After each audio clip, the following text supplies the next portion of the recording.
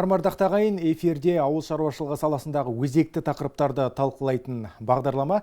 Бүгін бізде қонақта Аграрлық несие корпорациясы акционерлік қоғамы басқарма төрағасының орынбасары Досқараев Айдын Еділханұлы. Айдын Еділханұлы, ассалаумағалейкум, көңіл-күйіңіз қалай? Уалейкум ассалам, жақсы. Тамаша. Енді мына биыл қаржыгерлер күні мен ауыл шаруашылығы қызметкерлері күні тұспа-тұс келіп отыр. Аграрлық несие корпорациясы қаржы институты ретінде еліміздің агроөнеркәсіп кешенінің дамуына қаншалықты үлес қосуда? Ауыл шаруашылығын қаржыландыруда біз бірден бір мемлекеттік институт болып табыламыз, дамыту институты. Және де біздің негізгі міндетіміз бұл мына ауыл шаруашылығындағы кәсіпкерлікпен айналысатын кәсіпорындарды бірден бір мемлекеттік қаржылық қолдаумен қамтамасыз ету. Және де президентіміздің тапсырмалары бар, үкіметтің тапсырмасы бар. Сол тапсырмалар бойынша біз мына ауыл шаруашылығын, агроөнеркәсібін қаржылық қолдаумен қамтамасыз етеміз. Қолайлы мүмкіншілікті пайдалана отырып, біздің мына қаржы саласының және ауыл шаруашылық қызметкерлерін келе жатқан мейрамымен құттықтағым келеді. Керемет. Енді Аграрлық несие корпорациясының негізгі бағдарламасы туралы айтсаңыз. Аграрлық несиелік корпорациясының негізгі бағдарламасы бұл кең дала бағдарламасы. Бұл бағдарлама егін кәсібімен айналысатын мына ауыл шаруашылық кәсіпкерлерін қолдау және жеңілдетілген несиелеумен қамтамасыз ету бағдарламасы. Бұл бағдарлама негізден көктемгі егін жұмыстары және күзгі ору шабу жұмыстарына бағытталған. Қаржыландырудың мерзімі 15 айға шейін жетеді. Бұл қаржы бөлінген қаражат несие түрінде беріледі. Оны әртүрлі желілер арқылы рәсімдеуге болады. Біріншіден бұл аграрлық несиелік корпорациясынан тікелей қаржы алу, екінші деңгейлі банктер, үшінші бұл несиелік серіктестіктер, одан кейін төртінші бұл мына әлеуметтік кәсіпкерлік корпорациялар әр облыста бар, және де бұл микроқаржы ұйымдары. Және де мына ақшаның қаражаттың негізгі мақсаты бұл мына көктемгі және күзгі жұмыстарын жүргізу, яғни жанар-жағар май алу, тұқым алу, әртүрлі химикаттар алу, мына аграрлық жаңағы өсімдікті өсіруге байланысты әртүрлі қызметтерді төлеу, жаңағы айтылғандай әртүрлі технологиялық процестерге байланысты дәрі-дәрмектер алу, тыңайтқыштар алу және тағы да сондай. Биыл енді астықты өңірлерде өнім мол шықты. Бұған Аграрлық несие корпорациясының қосқан үлесі қаншалықты? Негізінен енді алатын болсақ, мына кең дала бағдарламасы кезінде 70 миллиард теңгеден басталған. Және жыл сайын біз қаржыландыруды арттырып, оны алдыңғы жылдары 140 миллиардқа жеткізіп, биылғы күні мына егер 2025 жылдың науқанын алатын болсақ, біз 500 миллиард теңгеден қаражат беріп үлгердік. Біздің президентіміздің тапсырмасы бойынша осы 2025 жылы Бәйтерек холдингінің аграрлық несиелік корпорациясының ауыл шаруашылығын және ауыл шаруашылық өнеркәсібін қолдау бойынша біздің жобалауымыз бойынша 1 триллионнан астам қаражат жұмсалады. Жаңа айтып отырсыз, мына жақсы егін жиналды деп. Бұның бір себептерінің бірі бұл ерте қаржыландыру. Егерде бұрынғы жылдары біз мына кең дала бағдарламасы бойынша қаржыландыруды қаңтар, ақпан айларында бастайтын болсақ, 2024 жылдан бастап біз ерте қаржыландыруды бастадық. Былтыр біз мына қараша айының соңынан қаржыландыруды бастадық, және де соның нәтижесі мына көптеген жаңағы шаруаларымыз, фермерлеріміз олар қыстың алдында дайындалып үлгерді. жаңағы дайындық жұмысын жүргізіп, қажетті заттарын алып, жаңағы құрал жабдықтарын алып, техникасын жөндеп, дұрыс жаңағы жоспар болжам жасап, мына 25 жылға сөйтіп кірді. Мына қазіргі жинап отқан жақсы өнімнің жаңағы себептерінің бірі осы болып отыр. Биыл да соны қайталайық деп отырмыз. Биыл ерте қаржыландыруды біз 1 ай бұрын бастайық деп отырмыз. Егер былтыр қарашаның соңында болса, биыл 1 қазан айынан бастап біз өтінімдерді дайындауды, жинауды бастадық. Бүгінгі күні 300-ден астам кәсіпорыннан 80 миллиард теңгеге жуық өтінім түсті. Олардың бәрі дер кезінде қаралып, жаңа қаражат қажетті мөлшерде ерте қаржыландыру арқылы бөлінетін болады. Тамаша. Қаржылай қолдау демекші, фермерлерден бөлек ауыл шаруашылығы өнімдерін өңдейтін кәсіпорындарға да қаржылай қолдау көрсетесіздер ме? Иә, бұл өте маңызды бағыт. Өйткені мына шикізат өндіруден басқа біздің президентіміздің тапсырмасы бар. Бұл мына шетелге шикізат шығармай өңделген қосымша құны бар тауарлар шығару.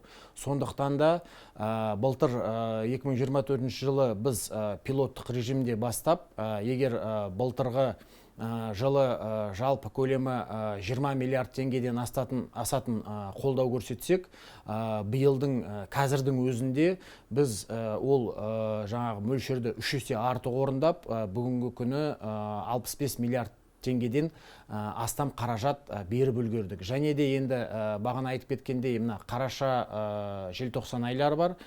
Қазір өңдейтін кәсіпорындар мына егін жиналып, мына қызу қанды келесі науқанға, келесі жылға өздерінің қорларын толықтырып жатыр. Бидаймен, мына майлы дақылдармен соған біз қаражат бөліп, енді биылғы жылдың қорытындысын былтырғы жылмен салыстырғанда бірнеше еселеп аяқтаймыз деп ойлаймыз. Биыл енді елімізде ет қымбаттады. Оны енді жасырып та қажет жоқ деп ойлаймын. Аграрлық несие корпорациясы ет қымбатшылығын болдырмау үшін қандай да бір қадамдар жасады ма?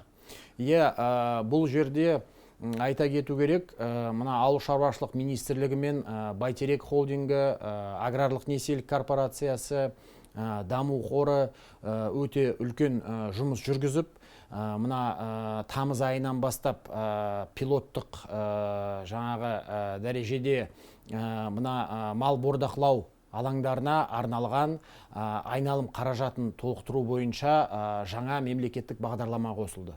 Оның да пайызы жылдығы 5% теңгемен 12 айға шейін беріледі, және сол қаражат шеңберінде мына мал бордақылаумен айналысатын кәсіпкерлерге не керек, сол барлық мақсаттарға жұмсалатын қаражат қарастырылып бөлініп отыр. Бүгінгі күні ол қаражат сомасы шамамен 40 миллиардтан асады.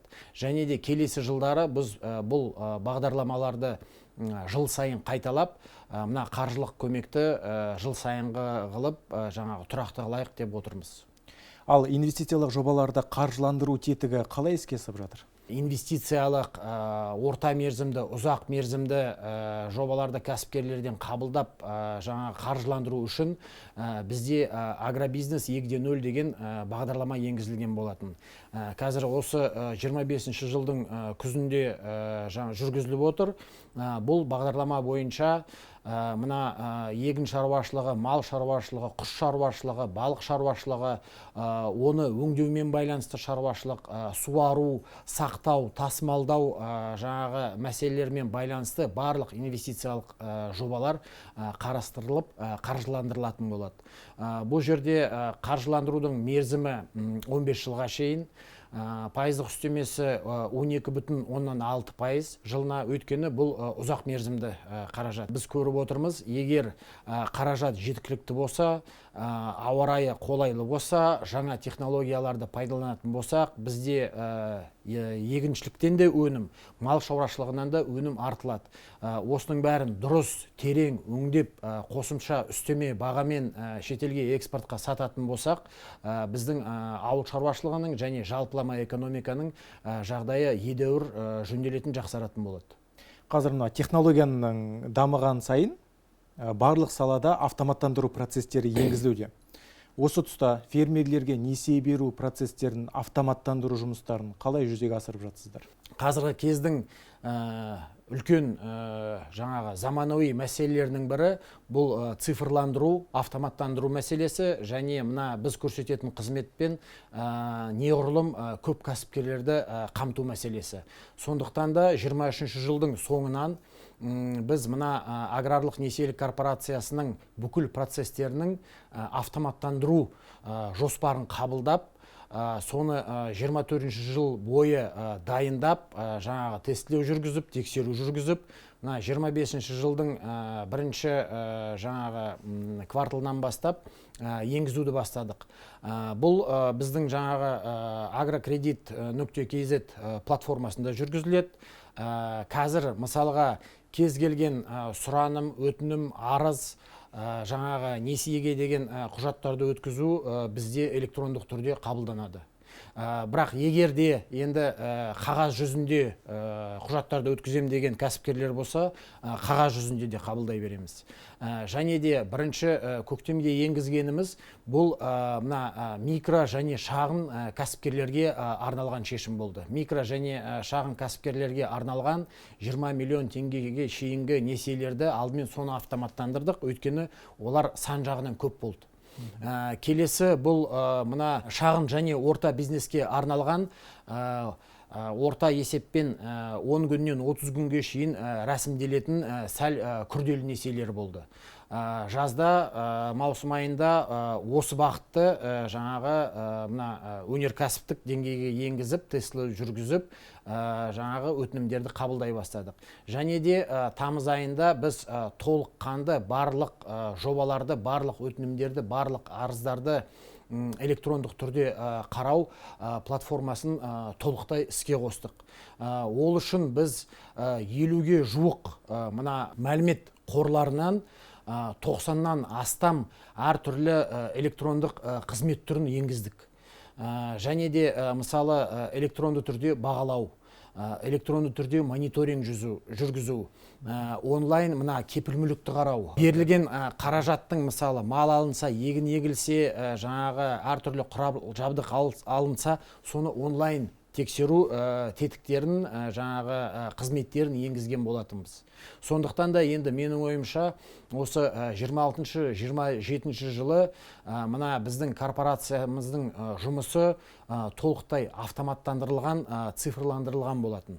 Өйткені бұл пилоттық жоба болып, 25 жылы енді енгізілген болғандықтан, әрине әртүрлі бөлек бір жеке жобалар бойынша қателер шығып атады, жаңағы тағы бір сбойлар, тағы бірдеңкелер болып жатады. Оны қазір біздің жаңағы IT ұжымдарымыз күні түні жұмыс істеп, жаңағы жөндеп түзетіп жатыр. Еліміздегі ауыл шаруашылығы саласының дамуы болашағын қалай елестетесіз? Қаржыгер сарапшы ретінде пікіріңізді білдірсеңіз. Қазақстан шығарып отқан мына өсімдік, егістік жаңағы тауарлары, өнімдері, мына мал шаруашылығының өнімдері, құс балық шаруашылығының өнімдері дүние жүзінде салыстырғанда орташа деңгейден жоғары болып табылады сапасы бойынша. Сондықтан да бізде шыққан өнімдерге мына шетелдік сатып алушылардың сұранысы өте жоғары. Әсіресе қазір көріп отырмыз, міне Қытай, бұрын жаңағы бізден тауар алмаған басқа да мына солтүстік Африка, батыс Европа мемлекеттері, мына оңтүстік шығыс Азия елдері сатып алып отыр. Неліктен? Өйткені ол сапалы. Ал енді мына мүмкіндіктер жағынан қарайтын болсақ, жер алқабы ауыл шаруашылығына қолайлы, бізде жеткілікті. Мал бағатын алқаптарда жеткілікті. Егерде біз осы мына қазіргі алған бағытпен ары қарай қозғалатын болсақ, менің ойымша мына бірнеше жылдықта Қазақстан ауыл шаруашылық тамақ тауарлары бойынша дүние жүзілік нарыққа жаңағы экспортер бойынша бірден бір алдыңғы озық мемлекеттер қатарына қосыла алады деп ойлаймын. Өйткені барлық мүмкіндіктер бар. Тамаша, арнайы уақытыңызды бөліп студиямызға келгеніңізге алғыс білдіреміз. Жұмысыңыз жемісті болсын. Бүгін бізде студияда қонақта болған Аграрлық несие корпорациясы акционерлік қоғамы басқарма төрағасының орынбасары Досқараев Айдын Еділханұлы. Жақсы күндерде жолыққанша аман болайық.